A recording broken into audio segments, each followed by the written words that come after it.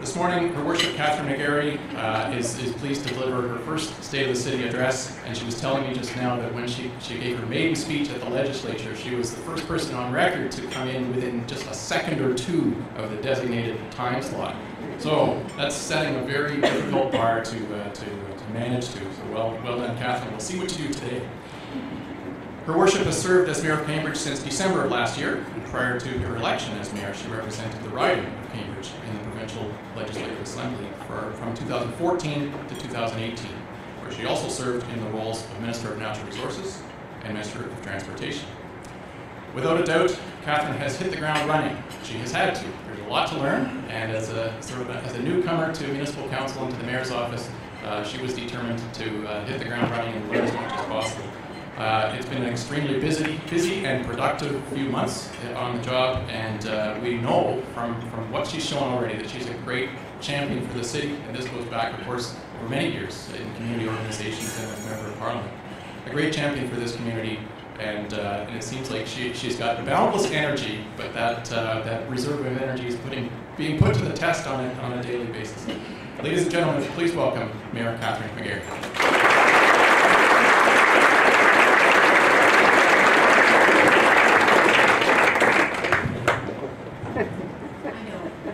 Pull it down. Good morning, everyone. It's an absolute pleasure to be here with you all today and to look around at so many familiar faces today. And it's a great honor to be standing before you today as mayor. I don't know, somebody always thinks that I'm 6 feet tall. Thank you very much. But I'm really pleased to be here with you this morning, and I just wanted to let you know that the last 5 months have been incredibly exciting and very busy for our region, our city, our council, and myself as a new mayor. I want to start off by thanking our dedicated city councillors for their work in serving our citizens and for their part in making sure that I'm informed of ward concerns and activities and also how they feel about some of the issues coming forward. So thank you so much.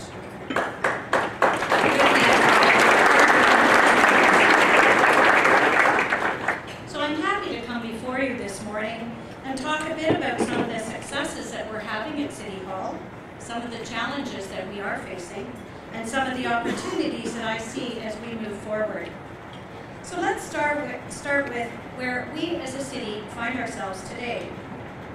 All too often, the citizens of Cambridge do not see the work that staff do on their behalf. In my short time as mayor, I can safely say that throughout our organization, we have dedicated and committed public servants. These professionals are working hard to deliver results for the people of Cambridge and improve the lives of the people of our great community. Cambridge runs one of the leanest, most efficient municipalities in Ontario. In fact, last month, staff brought back a report to Council which identified several key infrastructure projects which had come back under budget. Something I can tell you doesn't happen too often in government. These projects coming in under budget have saved the city over $1.5 million. Additionally, city staff and council are continuing to work hard to respect taxpayers' dollars and responsibly manage our finances. Our most recent budget had the lowest increase in years.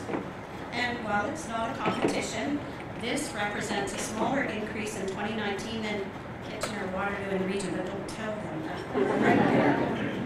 The Government Finance Officers Association recognized our city once again this year by awarding us as one of the leaders across Canada in financial reporting, and that's worth a hand.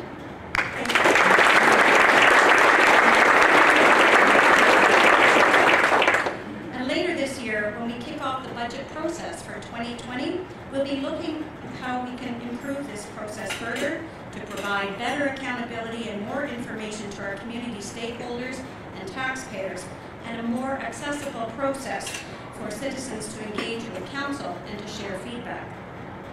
Our city has been working hard to deliver on making our municipal services more efficient and effective. And as part of this approach, we're embarking on innovative new programs and ways of doing business. For example, our smart water meter project has just wrapped up its first phase of the rollout. These new water meters give the public the ability to monitor their consumption in real time and make it easier to identify leaks in our infrastructure, thus saving ratepayers hundreds of thousands of dollars in wasted water. Another program I'm quite proud of is our concrete and asphalt recycling program. It's not necessarily the most stylish government program, but immensely important. And as former Minister of Natural Resources, who had the pleasure of shepherding the updated Aggregate Resources Act in the province of Ontario, I'm doubly proud of this. These new processes our city has implemented allow us to reuse our aggregate materials, which keeps them out of landfills and is not only just good for the environment, but saves the taxpayer money, as recycled material is less expensive than buying brand new material. In fact, we've been so successful with this program that Cambridge is now recognized as the second best municipality in Ontario in reusing road materials.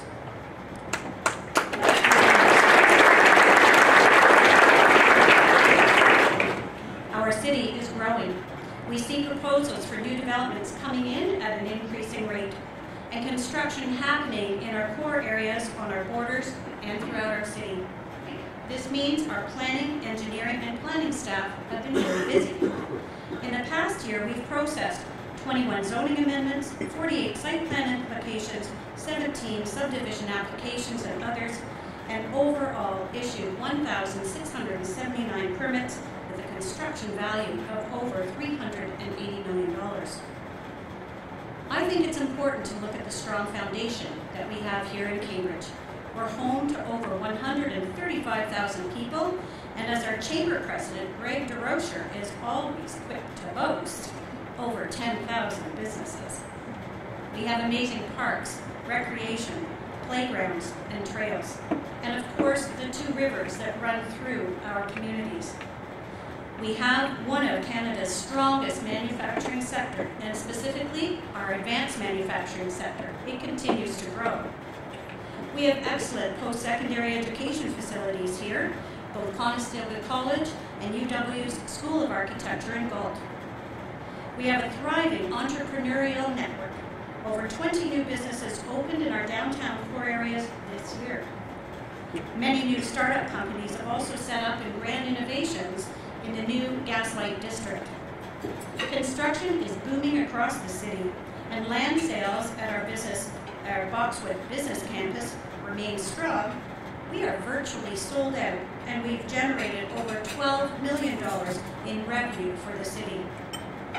As well, there's been big expansions and new jobs in key businesses, including Toyota, PepsiCo Frito-Lay, Dash Canada, Dare Foods, Eclipse Automation, and ATS.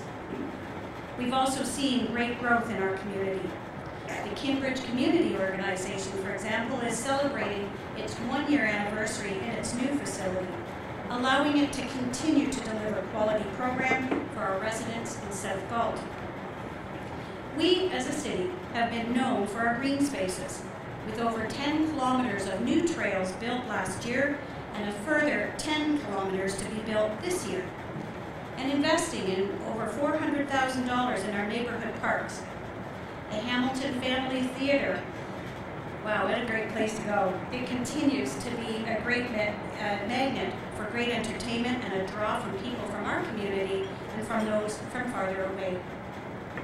And the new Idea Exchange in the old post office opened to great success this year with an incredible turnout last summer for the grand opening and over March break. And it's won major architecture awards, and people from all over have come to watch the digital light show. Who does not love that light show? So overall, Cambridge is doing well. We are growing, we are building, and we are developing as a community.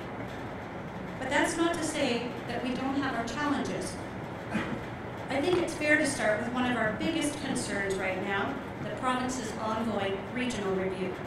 On February 17th, I had the opportunity to meet with the two government-appointed special advisors, Ken Sealing and Michael Fenn, as did my colleagues from around the region. This meeting provided me the opportunity to push for Cambridge's position and to convey that we need to continue to focus on our priorities for our city, growing our economic opportunities, addressing our social concerns, and coming together to build a stronger community. Overall, I outlined our position, which is centered around 4 key points. Amalgamation into one city is not acceptable, full stop. We would advocate for maintaining a 2-tier structure of government.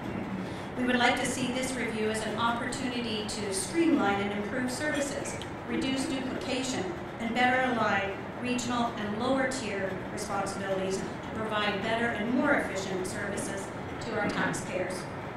And that any changes mandated by the provincial government should be designed and driven by the local municipalities. Under the current 2-tier system, Waterloo Region has built a reputation for being an exceptional place to live, work, and to build a life. However, we can make changes to the existing 2-tiered model that will improve efficiency and benefit our citizens as well as our businesses. Our exceptional economic development efforts have ensured that Waterloo Region, including Cambridge, is one of Ontario's strongest economic engines. Through our partnerships, we're able to provide our residents with high quality and affordable public services, such as our Waterloo Region police services, environmental protections, and a shared public transportation system. Waterloo Region property taxes are generally lower than the provincial average and similarly sized municipalities across Ontario, and utility rates in our region are competitive. We all want the best possible outcome for Cambridge. Our city will be hosting a public feedback night later this month to ensure we capture the feedback of the community. All of this will go into the report. The special advisors will prepare for the Minister of Municipal Affairs and Housing in early July. It's not until August or maybe early September that we'll get a better idea of what the province is thinking for our region and how we decide to respond. We all want our city and the region of Waterloo to continue to grow as a thriving, dynamic, compassionate place to call home. The next topic that's been top of mind and all over the media has been the recent discussions around the consumption and treatment services site. I'm glad to provide a bit of an update and likely some clarity on that file. As many of you know, the region of Waterloo is moving forward with 150 Duke Street West in Kitchener as the only location for a CTS in Waterloo region right now, and have officially removed the 150 Main Street location from consideration as a potential consumption and treatment site in Cambridge. This is a good step forward and shows that Cambridge is being listened to at the region. There is a great deal of sensitivity concerning potential CTS locations and community impacts, particularly in our downtown areas or near our schools. What we need to be focused on is the fact that Waterloo Region continues to see higher rates of opioid-related emergencies compared to the provincial average, and how we can work together as a community to help solve this. This is a secondary recommendation coming out of the report that Cambridge Council and staff will work with the region to identify a new site. This is something I've talked about before, that we need a made-in-Cambridge solution. At the same time, the city has also recently extended the interim control bylaw for 1 more year, and this will ensure our downtown cores are protected and give the municipalities the tools to prevent such sites from operating there, whether they've been run by the region or other groups in our downtowns. On the topic of health, I also just wanted to mention very quickly our hospital. The Cambridge Memorial Hospital expansion and the renovation is a project that's near and dear to my heart. In fact, I helped to get the initial funding going in 2010-2011. The construction delay has been frustrating for all of us. We have all been eagerly awaiting and anticipating a new modernized hospital which will offer improved and expanded clinical services for our growing population and our community. And we're encouraged that it's finally nearing completion, and you can see it right next door.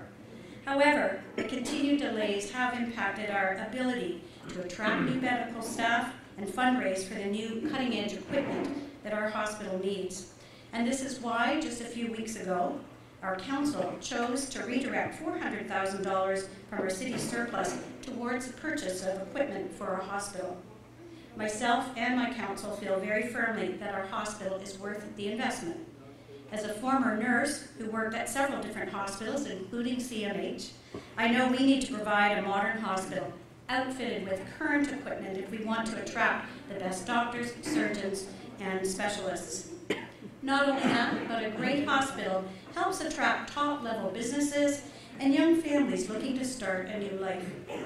As mayor, I'll continue to work closely with CEO Patrick Gaskin to ensure our residents get the benefit of this new hospital and access to the exceptional services I know it provides. Our community deserves it. Now on to something a little more lighthearted, the ongoing discussion around a new recreational complex.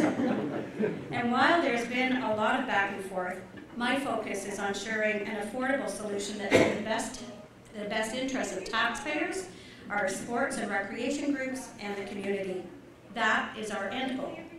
I campaigned on needing to go back to the public and see if the initial concept still resonates. We need to know exactly what the community wants, and that's changed a little bit.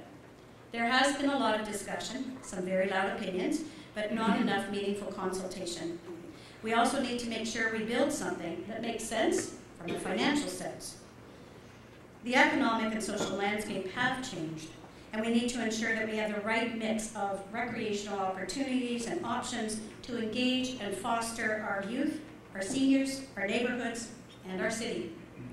We also need to ensure we build a facility that provides opportunities to draw in sports tourism money and provide an economic benefit to the city of Cambridge. This current process presents some new options for how we move forward without taking the original ones off the table. These new options include a recreation complex at the city-owned Southeast Galt lands, or revitalizing our existing sports facilities that are embedded in our community, or a mix of both. And this public input process is going on so that we know exactly what the community wants. We've started those consultations, and the first information session that we conducted was on April the 3rd. We're planning 2 more evenings on May 13th and 14th with formal delegations and presentations to council. This, coupled with an online survey, has provided us with almost over 1,000 responses and provides us with a large amount of feedback to better understand the needs of our community. And more than a particular site, the most common phrase we've heard is, just get it done. We need to ensure we get it right. And that being said, we will find a solution that works for all of Cambridge. So I'm looking to get a decision before the end of June. The opportunities that are available to Cambridge are exciting, but we can't sit back and wait. We need to reach out and grab them. And that's what I hope to do over the next 4 years as your mayor. To continue to build this community up, to make it truly a special place to grow up and to grow old in. And we can do that by focusing on 3 factors: growing our economic opportunities, addressing our social issues, and coming together to build a stronger community. As I mentioned before, we already have a strong economic foundation, but there is room for improvement. Recently, Toyota made a pair of announcements at our local Cambridge facility, and I was on hand for those. Our plant is going to be the sole manufacturer outside of Japan of the new high-end Lexus NX and Hybrid RX, and will continue to produce their #1 selling car, the RAV4.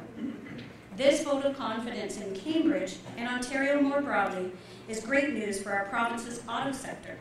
In fact, this announcement means that Cambridge will be at the forefront of Ontario's auto sector for the next decade. Something to be really proud of. Not to focus just on the large companies, we do have a booming small business sector. A familiar example of this is our very own Reed's Chocolates, who decided to celebrate their 70th anniversary this year by expanding. So in addition to its flagship store on Ainsley Street in downtown Galt, you can also find Reed's locations at Elgin Street South in Galt and the Old Quebec Street Mall in downtown Guelph. Another example of a booming small business is the Art of Home. They recently relocated to the former 1930s bus station location on Ainsley Street, doubling their square footage and hiring new staff. And who doesn't love going in there? One area that we have a distinct and growing advantage is the film and TV industry. Local activity from this industry remains strong, with film scouts from around the world impressed with our heritage buildings and our riverscapes. And as you all know, Cambridge has played a starring role in The Handmaid's Tale and Murdoch's Mystery. In fact, they were filming The Handmaid's Tale yesterday in Cambridge and were in front of my office yesterday. And yes, I got some photographs. But these shows are bringing money and opportunities into our community and sharing our community with viewers from around the world. And with the work that our Economic Development Office is doing, we may see more permanent film and TV operations working in and around Cambridge. Companies don't exist and operate in a vacuum, and we have built up a strong workforce and several interconnected industries here in Waterloo Region. As we look at the economy, I also want to highlight that we need to recognize how we function in a regional economy and realize that our economy is interconnected with the rest of the region. As former Minister of Transportation, I advocated for better transit options for the people of Cambridge. We need to build these active transportation routes for cyclists throughout our city, along our rivers, and in trails crisscrossing our city. For example, the new Franklin Boulevard Bridge includes measures to encourage cycling and pedestrians and keep them safer. This not only provides our citizens with great opportunities to stay active, but helps us to capitalize on another growing opportunity, cycling tourism, a growing industry that could have significant economic benefits for our city and our community. I have long championed stronger transportation links from Toronto to the Waterloo region. This remains a priority. The City of Cambridge, Region of Waterloo, and Ministry of Transportation have been exploring options to provide GO train passenger service from Cambridge to Union Station via Guelph. The final study should be completed soon, and I'll continue to work with our partners at the province, region, and other municipalities to make sure that our residents and our businesses are connected by GO Rail. People need better transit options to alleviate people's frustrations and safety issues with the 401 and to continue to foster the Toronto-Waterloo Region Innovation Corridor. We compete against places like Silicon Valley, London, England, and Boston, but if we can't move goods and services effectively, we're placing ourselves at an economic disadvantage. There's no doubt that two-way all-day GO rail service will have tremendous benefits by attracting talent and investment, boosting and creating well-paying jobs and the economy overall in the region as well as in the City of Cambridge. These are the types of things I'll focus on to continue to build a livable and vibrant community for residents of all ages. That brings us to the second part, addressing some of the social issues which are affecting our city. Cambridge is an evolving and growing city, and that means the social issues are growing and evolving as well. Our job is to support and safeguard our residents. We need solutions that balance the needs of our most vulnerable with the needs of our businesses and our residents. And we have to ensure that these issues don't define us. There's so much positive momentum in Cambridge. We need to stay focused on building a strong and vibrant community. Our shared priority is to increase the supply of affordable and supportive housing and continue to work with the region on their housing first approach.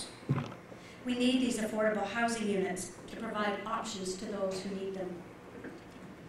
These considerations are being done in conjunction with other discussions in the broader community, with community groups and service providers, about how we do a better job of delivering social services and where. Our ambassadors program, for example, is having a positive impact in our community.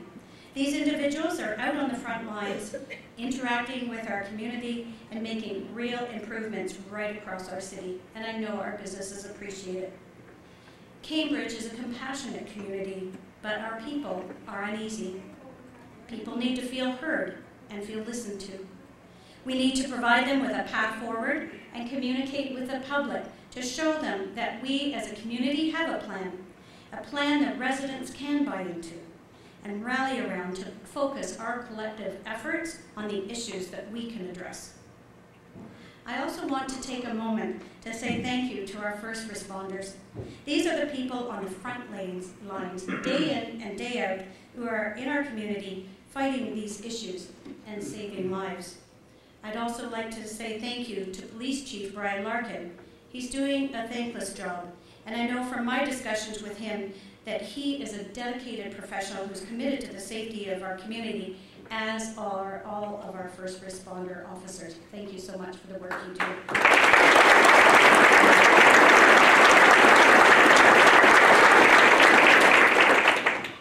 But none of these issues are just the responsibility of the police. These will require the city, the region, the service providers, the police, and the businesses to be at the table and having the conversations about how we move forward in a way that helps those in need without creating new victims. There's no quick fix, but we need to continue to work together to try and find solutions. In fact, just yesterday morning actually, some of my fellow councillors and I had the opportunities to engage with this very group, and we're continuing those ongoing discussions. And that idea of working together brings me to my final aspect, building a stronger community.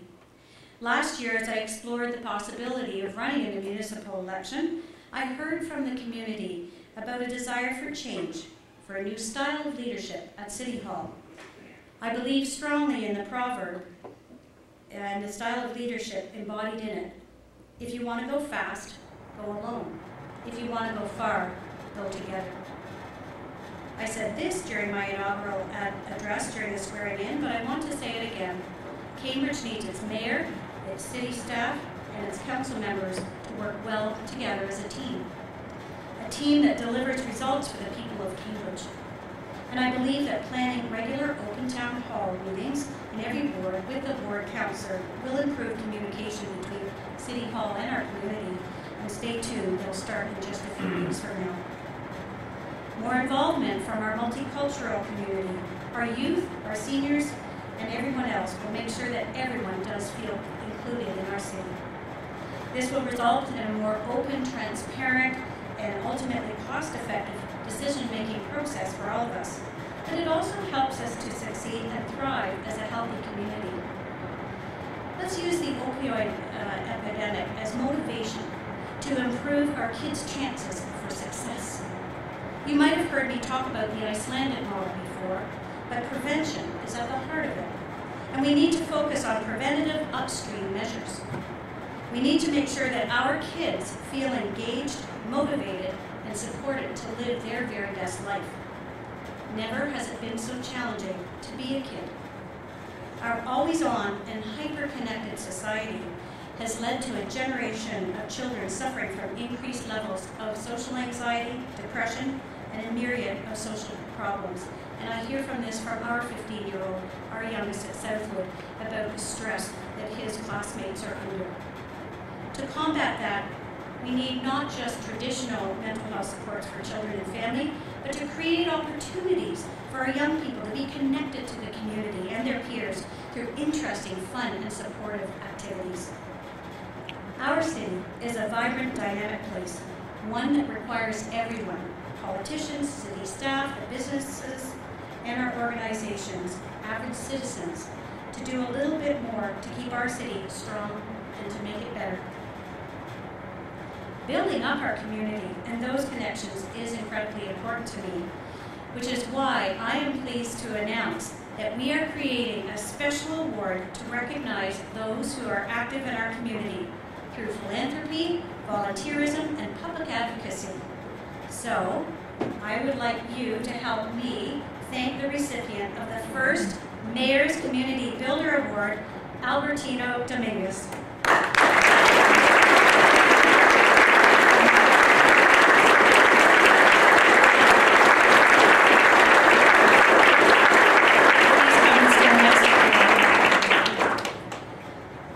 Albertino is a local businessman, owner of Cambridge Meat Packers here in Cambridge for the last 16 He's a loving and dedicated father, husband, and grandfather, and might or might not be an avid soccer fan. I've seen him in action on that way.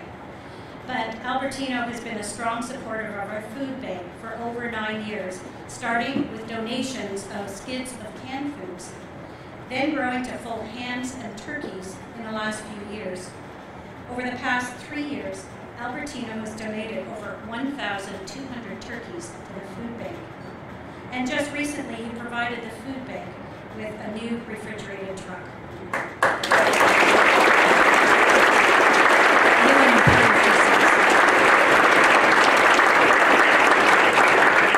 But not just focused on food, Albertino has become a strong supporter of our local hospital, providing close to $100,000 over the past few years. Please join me in thanking Albertino for his contributions to our community.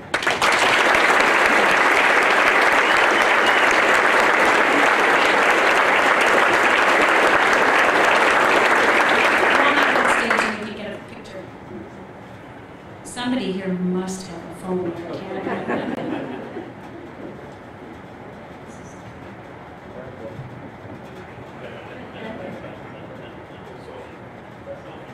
Get up there,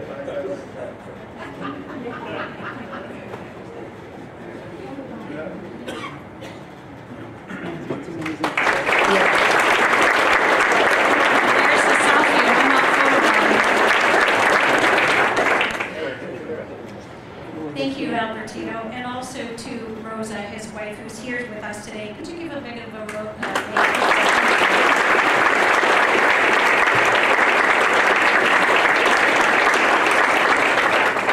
So going forward, we'll make this an annual award presentation at the Mayor's State of the City.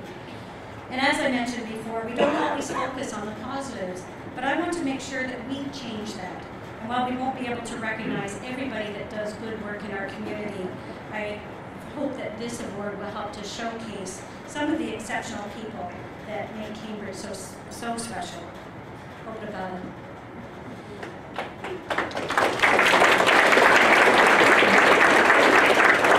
Cambridge is a great city, and we have so much going for us.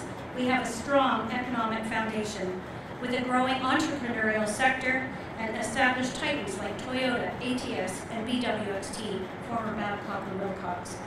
We have our rich arts and culture and sport community, like our Christmas in Cambridge Festival that was just recognized as one of Ontario's top 100 festivals. That puts it in company of Ottawa's Blue Fest, Kitchener-Waterloo Oktoberfest, and Toronto's Jazz Fest. We have a strong sense of community, like our strong community organizations and active and engaged citizens. These are the types of successes that we need to acknowledge and celebrate. These are the types of opportunities that we need to focus on. These are incredible times, but if we can come together, we can work together. There's nothing that can stop us in gaining success. Together, I believe we'll solve the challenges facing us, and will foster a climate that attracts entrepreneurs, new families, and new businesses to our community. At the same time, we'll safeguard the natural and built heritage features which make our community so unique. We will continue together to protect and build on our beloved city, the perfect blend of old and new. Again, it's my greatest privilege to be your mayor. I love this city, and I'm looking forward to the next 4 years. Thank you.